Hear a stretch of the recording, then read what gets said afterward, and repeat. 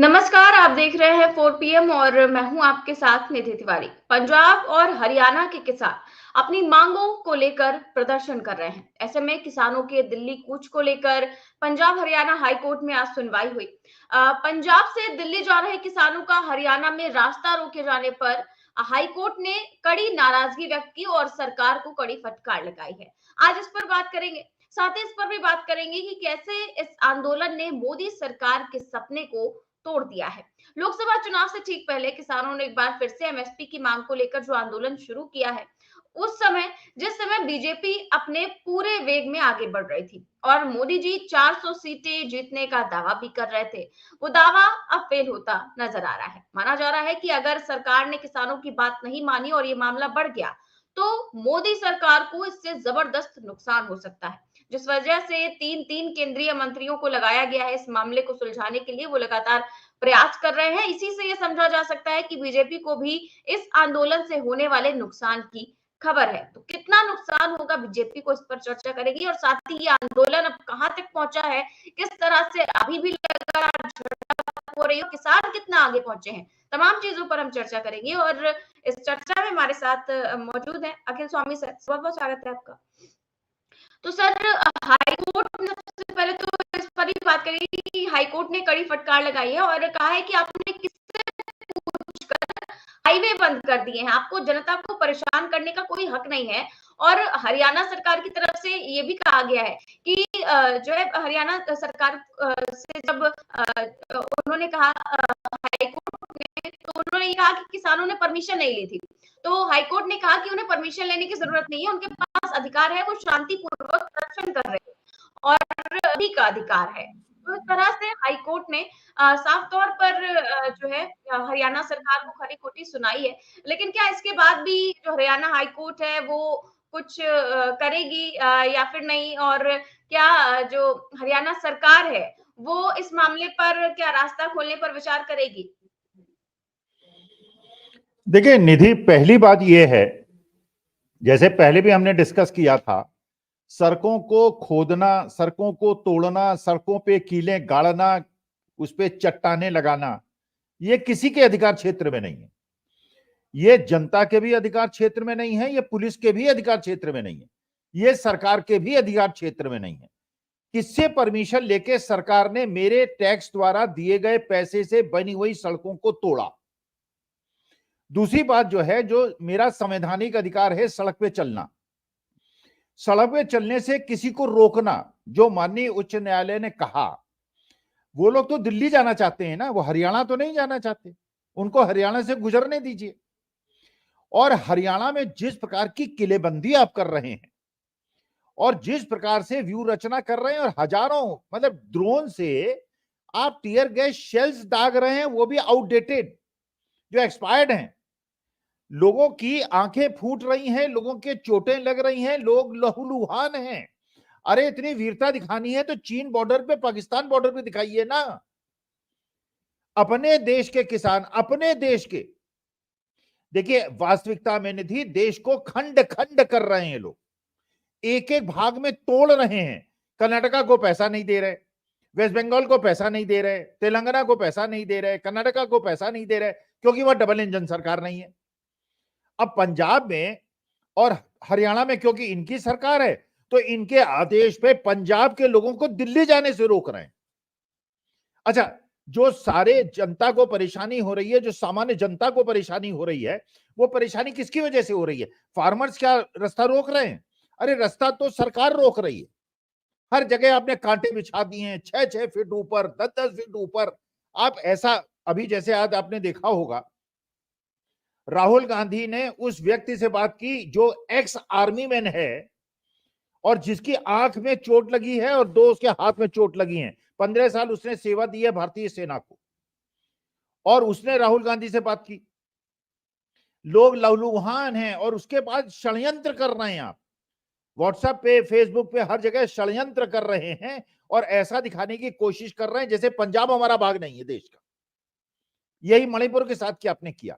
मणिपुर के बारे में बात करना छोड़ दिया आपने। मणिपुर को एक तरह से ये कर दिया, उसे अनाथ कर दिया। प्रधानमंत्री जानने की हिम्मत नहीं रखते। राहुल गांधी जा सकते हैं, प्रधानमंत्री नहीं जा सकते, जैसे वो कोई वो विदेशी ताकत है। चीन जा सकते हैं आप, यूएई जा सकते हैं, पाकिस्तान बिरयानी खाने जा सकते हैं, मणिपुर नहीं जा सकते।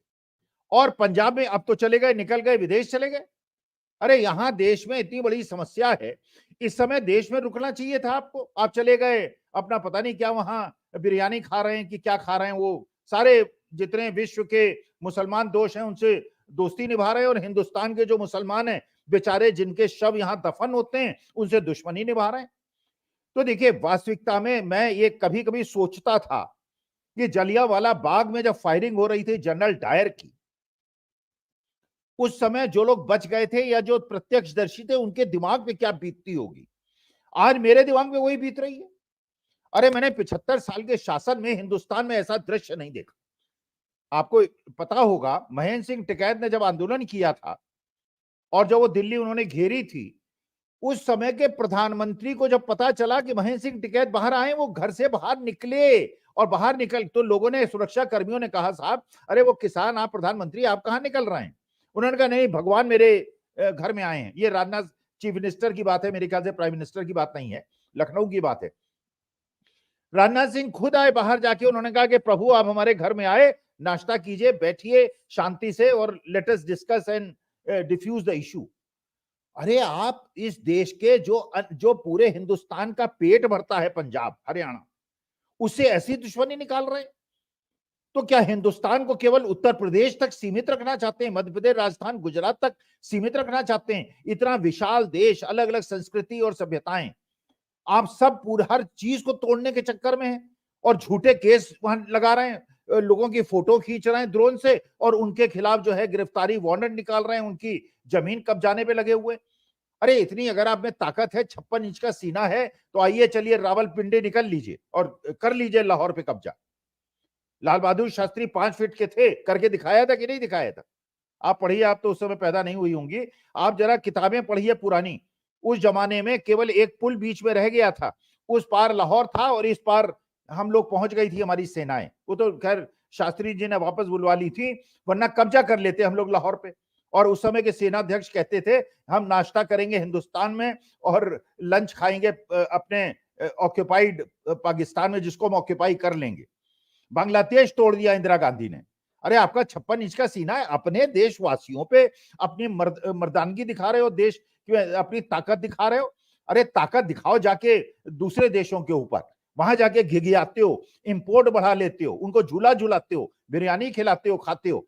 ये अपने देशवासियों पे जो अत्याचार हो रहा है, अनाचार हो रहा है, हर देशभक्त के दिमाग पे इसका इतना बड़ा असर होना चाहिए। लेकिन इसके बावजूद अगर असर नहीं होता है तो ये 2024 के बाद ये देश वही पाएगा जो ये डिजर्व करता है। जरा कल्पना करें 2024 के बाद क्या स्थिति होगी अगर ये लोग सत्ता से नहीं हटे। ये जिसको चाहेंगे कुचल देंगे। तो लाखों किसान हैं, जब इनको कुचलने के लिए पूरी फोर्स उतार दी है, हमारी आपकी क्या औकात है? हम तो 5-5, 10-10 आदमी, 100-100 आदमी को जिस दिन चाहेंगे कुचल देंगे, मार देंगे। बिल्कुल ठीक कह रहे हैं सर। और अभी जो है राहुल गांधी ने जो किसानों से बातचीत की है, जो घायल हुए थे किसान जिसकी आपने बात की है, वो भी हम दर्शकों को सुनवा देते हैं। भैया मैं ना ये आर्मी में थे गुरमीत सिंह, यहाँ इस हॉल में काफ़ी लोग एडमिट हैं और एक गुरमीत सिंह से आपकी बात करवाता हूँ भैया।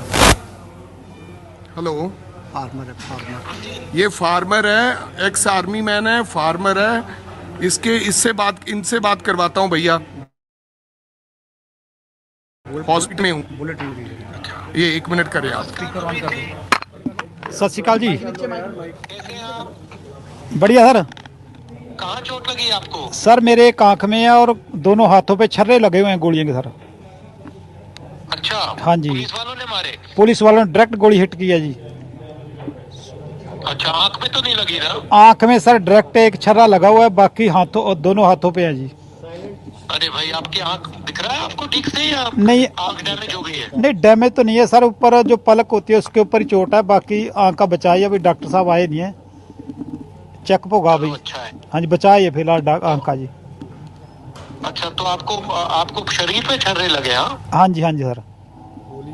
कितने लोग घायल हुए वहाँ पे? तकरीबन सर 100 से ज्यादा तो घायल हो चुके हैं, बाकी अभी चल रही लगातार firing sir.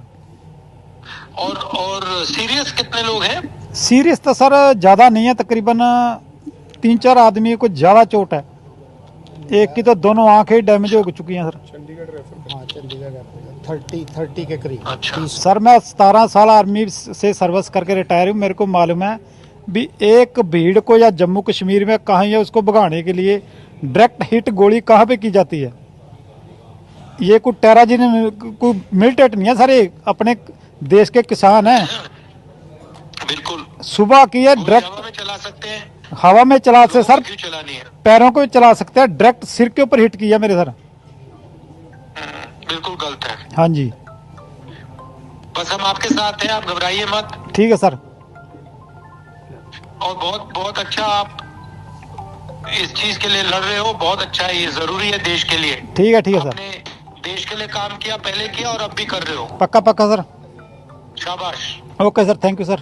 Best of luck. Okay भैया यहाँ लोकल एमएलए हमारे दयाल कंबोजी ये सब तो सर ये राहुल गांधी ने बात की और उन्होंने साफ यही कहा कि हवा में आप गोली चला सकते हैं, आप डायरेक्ट गोली थोड़ी ना चला सकते हैं। और एक जो है वीडियो भी है सर, मैं आपको दिखाती हूँ, ये देखिए। इसमें देखिए आप ये किसान क्या कह रहे हैं। गोलियां चल गई ओए तो पर की बनूंगा। असली चलाइयां वीर, असली गोलियां चला रहे हैं मोदी, असली गोलियां। ये देखो ओ यार दिखाओ है, दिखाओ ओ ये हाल पंजाब दी ओ हरियाणे दी गवर्नमेंट दा ओ खट्टर दा ये हाल देख लो, खट्टर दा हाल देख लो। ओ नौजवानी मार नूं फिरदा ए पाकिस्तान दा बार्डर बना दे ने, पाकिस्तान दा बार्डर ओ पंजाब दी जिद्दत है। ओ ਅਸੀਂ ਨਵਾਂ ਇਤਿਹਾਸ असली चलाइयां ਕੋਈ तो पर की हो सकदा दसो नौजवानों ने ओ गोलियां चला दियां, ओ असली गोलियां ओ ਅਸੀਂ डरना। बताइए सर, किसानों पे, अन्नदाताओं पे इस तरह से असली गोलियां चलाई जा रही हैं और वो भी यही कह रहे हैं कि पाकिस्तान का बॉर्डर नहीं है, हम भी इसी देश के वासी हैं। अरे ये तो चीन के अंदर होता है, नॉर्थ कोरिया के अंदर होता है, हिंदुस्तान के अंदर हो रहा है। भाई मेरे प्यारे भारतवर्ष में लोग पूछते हैं 75 साल में क्या हुआ। 75 साल में ऐसा नहीं हुआ। 75 साल में किसी प्रधानमंत्री ने ऐसा नहीं किया, अटल जी ने भी नहीं किया, मुरारजी भाई ने भी नहीं किया, किसी ने नहीं किया। अपने देशवासियों से इतनी घृणा, अपने देशवासियों के खिलाफ षड्यंत्र, अपने देशवासी, पहले मणिपुर के अंदर आपने तो सुना ही होगा, एक सेना के कर्मचारी जो 15-17 साल से काम करके आया था, उसकी पत्नी को निर्वस्त्र, मतलब शर्म आनी चाहिए समाज को, मतलब शर्म से डूबने वाली हरकत। 10 महीने से हिंसा जारी है, कोई चिंता नहीं है, मणिपुर की कोई चिंता नहीं है, आग लग जाए बस, इनकी गद्दी बच जाए। ये 2 साल पहले जब महाराज आपने 3 कृषि कानून को सस्पेंड किया था और इनसे कहा था कि हम आपकी बात पे विचार करेंगे और आपकी मांगों पे विचार करेंगे, 2 साल में क्या किया आपने? अब उनको गोली मार रहे हैं। मैं देखिए, अभी तक मैं केवल चिंतित था, अब ये प्रूव हो रहा है 2 दिन के घटना के अंदर, ये देश को तोड़ देंगे।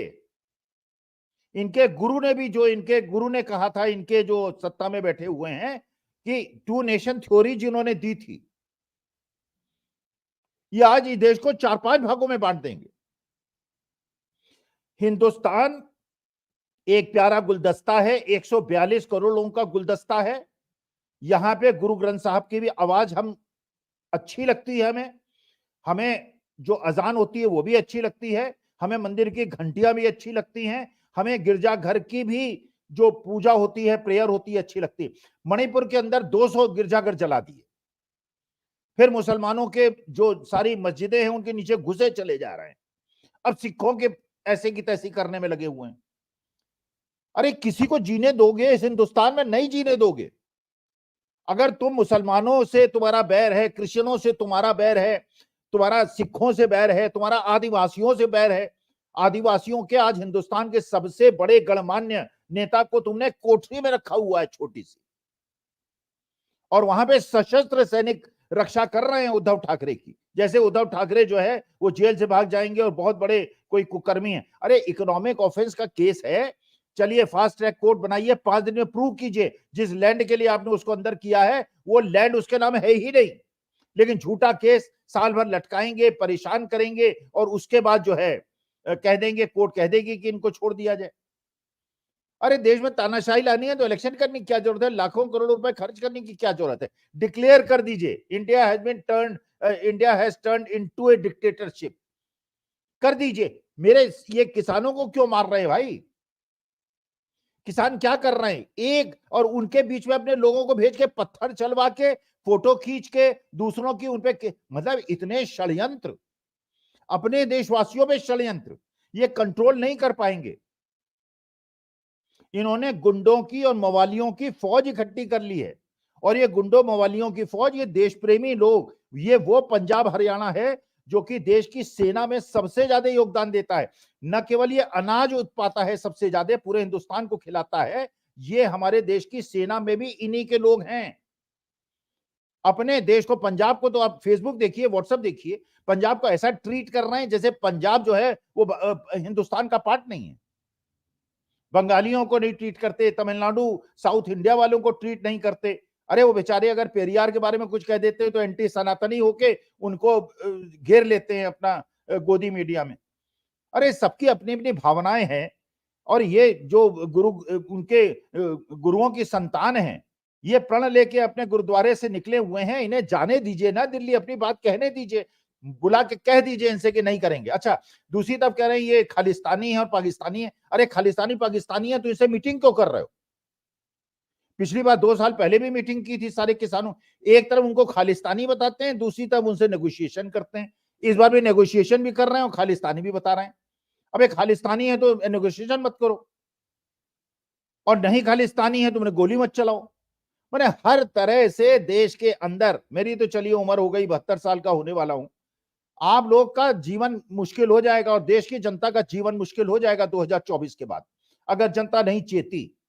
उसके बाद यही होगा, किसी को किसी चीज का दाम नहीं मिलेगा, केवल अडानी जो है, अरे तो लीज पे दे दो यार अडानी को देश, अडानी को दे दो पूरा देश, कह दो कि अडानी चलाएगा।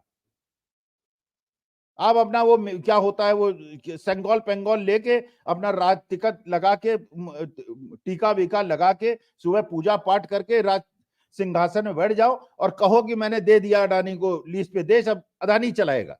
ये गरीबों की मत सुनना। अच्छा, यहां तक खबर आ रही है निधि आपको, ये जो मर्सिडीज की और ऑडी की जीपे और कारें दिखा रहे हैं ना, कारें हैं वो ऑर्डिनरी, जीपे हैं ऑर्डिनरी, उसको भी फोटोशॉप करके ये दिखा रहे हैं कि किसान बड़े अमीर हैं। अरे बड़े अमीर हैं तो जरा खेतों के किनारे जरा 2 लाख आदमियों को 10 दिन रह के दिखा दो। अगर ये अमीर हैं तो वो वहां टॉयलेट्स बने हुए हैं, वहां पीने का पानी है, लेकिन ये वीर धीर लोग हैं, हिंदुस्तानी हैं, मिट्टी में तपे तपाए लोग हैं। मैं कह रहा हूं, जो कह रहा है कि ये लोग बड़े अमीर घरों के हैं, जब सड़कों के किनारे सो के दिखा दें इस जाड़े में। 13 महीने लोगों ने तपस्या की है, अपने देश की वालों की तपस्या को आप धूल धूसरित कर रहे हो। अरे ऐसा ऐसा प्रशासन शासन तो हमने कौरवों के जमाने में भी नहीं रहा होगा, रावण का भी नहीं रहा होगा। अरे अपने देशवासियों पे गोली चला रहे हो भाई। बिल्कुल सर, और एक जो है बाइट आई है पवन खेड़ा की, और उन्होंने क्या कुछ कहा है एक बार सुन लेते हैं। पर भी अपने लिए रेड कारपेट बिछाता है, आज उसने किसानों के लिए सड़कों पर कीलें बिछा दी। चीन कई कई किलोमीटर तक भारत की सीमा में घुस कर चला आता है, वो कुछ नहीं करता, उन्हें क्लीन चिट और दे देता है। लेकिन जब किसान, इस देश के किसान दिल्ली में आना चाहते हैं, वो कोशिश करते हैं दिल्ली में आने की, तो बैरिकेड तो छोड़िए, कंक्रीट की दीवारें खड़ी कर दी जाती हैं और एक अभेद किला बना दिया जाता है कि साहब देश के किसान को देश की राजधानी में आने का हक नहीं है। जिसका 750 किसानों की शहादत पर एक आंसू नहीं बहा, आज किसानों पर वो फिर से आंसू गैस के गोले चला रहा है। जो अपने कॉरपोरेट दोस्तों पर हजारों करोड़ के लोन माफी लुटा देता है, मेरा और आपका पैसा लुटा देता है, सब्सिडियां देता है उनको हजारों करोड़ की, वो किसानों को उनकी फसल का दाम देने में चूक जाता है, हिचकिचाता है, नहीं देता है। आपको याद होगा 19 नवंबर 2021 को हाथ जोड़कर प्रधानमंत्री ने तीनों काले कानून वापस लिए, किसानों के आगे उनसे माफी मांगी और एमएसपी की समस्या का एक समाधान निकालने का वादा किया। लेकिन साहब तो आप जानते हैं, रंग बदलने में तो 1 मिनट लगाते हैं। ज्यों ही किसान घर चले गए, आंदोलन उन्होंने वापस ले लिया, साहब ने फिर से रंग बदल दिया। छोड़ दीजिए एमएसपी, अब कहां एमएसपी, नहीं मिल रही है एमएसपी किसानों को। तो आप इस व्यक्ति के चरित्र को आप अगर आप समझेंगे, विश्लेषण करेंगे तो आपको समझ में आएगा कि ये अपनी बात सिर्फ उस वक्त एक समस्या का तुरंत समाधान करने के लिए कुछ भी बोल जाएंगे, लेकिन उस पर अमल नहीं करेंगे, जैसा कि एमएसपी पर आप देख रहे हैं कि नहीं हो रहा। अब इसलिए क्या किया, किसान फिर से सड़क पर आ गए, फिर से वो दिल्ली आने की कोशिश कर रहे हैं। तो इनकी ऑनलाइन एक ट्रोल आर्मी साहब की, मोदी साहब की, किसानों को आतंकवादी बताने पर उतारू हो गई, उग्रवादी बताने पर उतारू हो गई। सोरोस के एजेंट्स हैं साहब, ये तो सोरोस के हाथों में खेल रहे हैं, विदेशी हाथों में खेल रहे हैं। ये एक टूल किट है भारतीय जनता पार्टी। ये आज आप सुबह से देख रहे हैं, ये टूल किट फिर से चालू होगी। तो ये टूल किट हर बार जब भी कोई आंदोलन करता है, भारतीय जनता पार्टी इस टूल किट को ले आती है। इस टूल किट का पैसा कहां से आ रहा है? चीन की कंपनियां आपके इलेक्शन में पैसा लगाती हैं, ये तो हमको मालूम था। तो हमें नहीं मालूम इस टूल किट पे किस कंट्री का, किस कंपनी का क्यों पैसा लगाया जा रहा है, लेकिन पैसा कहीं से तो आ ही रहा होगा इस टूल किट का। कांग्रेस पार्टी क्या कर रही है? कांग्रेस पार्टी पिछले कई हफ्तों से, आज 1 महीना हो गया है, राहुल गांधी के नेतृत्व में एक भारत जोड़ो न्याय यात्रा कांग्रेस पार्टी निकाल रही है। जितने भी वर्गों के साथ अन्याय हुआ है, किसान उसमें से प्रमुख हैं, उनके लिए न्याय की, उनके हितों की बात करने की आज एक ऐतिहासिक घोषणा हमारे अध्यक्ष मल्लिकार्जुन खड़गे साहब ने और श्री राहुल गांधी ने की है कि कांग्रेस चुनाव जीतने के बाद एमएसपी लाएगी। और ये कांग्रेस की गारंटी है, कोई छोटी मोटी बात नहीं है। कांग्रेस ने कहा तो मतलब वो होके रहेगा। और अमृतकाल की एक विडंबना और आपको जाने से पहले बता दूं, जिन एमएस स्वामीनाथन को भारत रत्न देकर पूरे देश में, पूरे विश्व में प्रधानमंत्री जी इठला रहे हैं, चौधरी चरण सिंह जी को भारत रत्न देकर ऐसे इतरा रहे हैं कि जैसे साहब ऐसा काम इन्होंने कर दिया कि किसानों का पूरा हित अब हो जाएगा। उन्हीं चौधरी साहब वो जो मानते हैं, उन किसानों की आज क्या स्थिति की है सड़कों पर, आज सुबह से शाम तक टीवी पर आप देख रहे हैं। वही एमएस स्वामीनाथन है जिनकी रिपोर्ट में एमएसपी का जिक्र है कि इनको एमएसपी देनी चाहिए, उन्होंने एक फॉर्मूला दिया है। तो आप भारत रत्न तो दे देंगे, लेकिन किसानों के साथ आप क्या करेंगे वो आपके सामने है। इस व्यक्ति ने, ये साहब जिनको हम महाराज कहते हैं, शहंशाह कहते हैं, शहंशाह ने किसानों की आय दुगनी करने का वादा किया था 2022 में। आपको पता है हर घंटे एक किसान आत्महत्या कर रहा है। आय दुगनी तो छोड़िए, आयु आधी कर दी जा रही है। शर्म कीजिए प्रधानमंत्री जी, कुछ तो शर्म कीजिए। सर, शर्म करने की बात तो की जा रही है, लेकिन लगता नहीं है कि मोदी सरकार को जरा भी शर्म आएगी, क्योंकि कोई भी समाज हो वो इससे अछूता नहीं है। चाहे वो, आपने देखा कि पहले ट्रक चालकों पर किस तरह से किया गया, उन पर लाठीचार्ज भी किया गया। अब किसानों के साथ वही किया जा रहा है। आंसू गैस के गोले और इतने बड़े बड़े छर्रे जो है वो छोड़े जा रहे हैं, और वो इतने ज्यादा संख्या में किसान घायल भी हो चुके हैं। क्या लगता है सर, इसका असर जो है वो 2024 के चुनाव में देखने को मिलेगा और मोदी जी के 400 पार के सपने को ग्रहण लगेगा? देखिए निधि, मैं व्यक्तिगत तौर पे इस पे इंटरेस्टेड नहीं हूं, असर पड़ेगा कि नहीं पड़ेगा। केवल मैं ये देख रहा हूं कि अगर 2024 में ये सत्ता से नहीं हटे, कैसा देश होगा, ये मैं देख रहा हूं। ये वास्तविकता में आज की तारीख में इनको शर्म आती होगी, जो अभी कहा पवन खेड़ा ने कि इनको शर्म नहीं आती, इनको शर्म आती होगी, लेकिन मुश्किल है इनकी, मोदी जी की। अडानी जी के और किसानों के बीच में एक संघर्ष है। अगर किसानों के जो उत्पादन है उसको सस्ते में नहीं खरीदेंगे तो अडानी को कैसे पैसा मिलेगा? असली संघर्ष ये है। देश की सारी संपत्तियां जो कांग्रेस ने बनाई, नेहरू ने बनाई, इंदिरा जी ने बनाई, राजीव गांधी, सब अडानी जी को सौंपी जा रही। अडानी जी अमीर होते जा रहे हैं। अच्छा, अडानी जी और किस राजनीतिक दल के आपस में पैसे का गठजोड़ है? इन्हीं का पैसा वहां है। गंगाधरी शक्तिमान है, शक्तिमान ही गंगाधर है।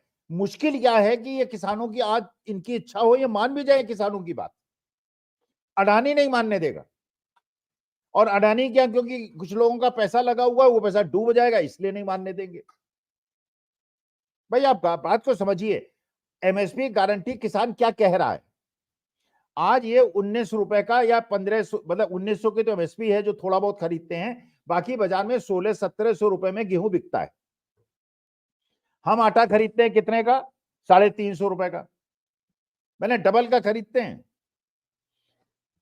अब ये खा जाते हैं सारा। हम तो ये कह रहे हैं हम मिडिल क्लास के लोग, आप भैया उन्हें 3000 रुपए दे दो, हम आटा खाना कम कर देंगे, हम रोटी खाना कम कर देंगे, लेकिन हमारे देश के 70% किसानों की आमदनी अगर 30-40% बढ़ जाए, अपने देश के लिए कुर्बानी हम दे देंगे। ये कहानी किससे जो बताते हो वो सच नहीं है। सर वो क्या कह रहे हैं, केवल किसान क्या कह रहे हैं कि अगर मान लीजिए उनका गेहूं बिका 1700 में और एमएसपी है मान लीजिए 2100 रुपए की, 400 रुपए का भावांतर सरकार उनको दे दे, वो बेचेंगे 1700 का, हमको वही 3300-3400 का मिलेगा जो आज मिल रहा है, केवल भावांतर दे दे। अब सरकार के इसके ऊपर कितना भार पड़ेगा? करीब 2.5-3 लाख करोड़ का। 24 लाख करोड़ पूंजीपतियों के माफ कर सकते हो तुम। ललित मोदी, नीरव मोदी, मेहुल चोकसी को देश से भगा सकते हो, पूंजीपतियों को, बड़े बड़े पैसे वालों को। किसानों का 1 लाख रुपए माफ क्यों नहीं कर सकते? भाई एक इस देश का मैं क्या, केवल हक जो है अमीरों का है, पैसे वालों का है, मर्सिडीज और ऑडी वालों का है। इसमें आधे लोग जो किसान है, अब ये झूठा अमीर हैं, इतने अमीर, अरे यार पूरे पंजाब में इतने अमीर किसान हैं जो वहां खड़े हुए हैं, आधे इसमें मजदूर हैं। मैंने सुना वहां पे लोगों का साक्षात्कार सुना, आधे कहते हैं साहब हमारे पास कोई खेत नहीं है, हम तो मजदूरी करते हैं। लेकिन इस बार किसान आंदोलन ने कम से कम मजदूरों को अपने साथ जोड़ लिया है, उनके साथ वकील जुड़ गए हैं। और हर देशभक्त का, देश को प्यार करने वाले का ये कर्तव्य है, इसलिए कि 2024 में अगर इस प्रकार की सत्ता रही, अभी तो इनको डर है 2 महीने बाद इलेक्शन है, इसलिए थोड़ा बहुत हिल डुल रहे हैं। उसके बाद आप देखिएगा कितनी निरंकुशता इस देश के अंदर होगी। ये सिखों को भी पीटेंगे, मुसलमानों को भी पीटेंगे, क्रिश्चियनों को भी पीटेंगे, आदिवासियों को भी पीटेंगे, दलितों को भी पीटेंगे, और हमारे आपके जैसे जो सवर्ण है, जो देश के प्रति सोचते हैं, उनको भी पीटेंगे। केवल गुंडों और मवालियों का देश होकर रह जाएगा, जो हम नहीं होने देंगे। क्या होगा मुझे नहीं पता। मैं तो हाथ जोड़ के अपने देश की जनता से चाहता हूं, पंडित जवाहरलाल नेहरू का, या आज तक 75 साल में जिस प्रकार का प्यारा लोकतंत्र हिंदुस्तान था, उसे बने रहने देने के लिए ऐसा भीड़ तंत्र और ठोक तंत्र, ये बुलडोजर से चलने वाला तंत्र हमें नहीं चाहिए। हमको ऐसा लोकतंत्र चाहिए जिसमें गरीबों की झुग्गियां तोड़ने से पहले जो अमीर एनक्रोचमेंट करते हैं, सड़कें घेरते हैं और इलीगल कंस्ट्रक्शन कराते हैं, उनके घरों को तोड़िए।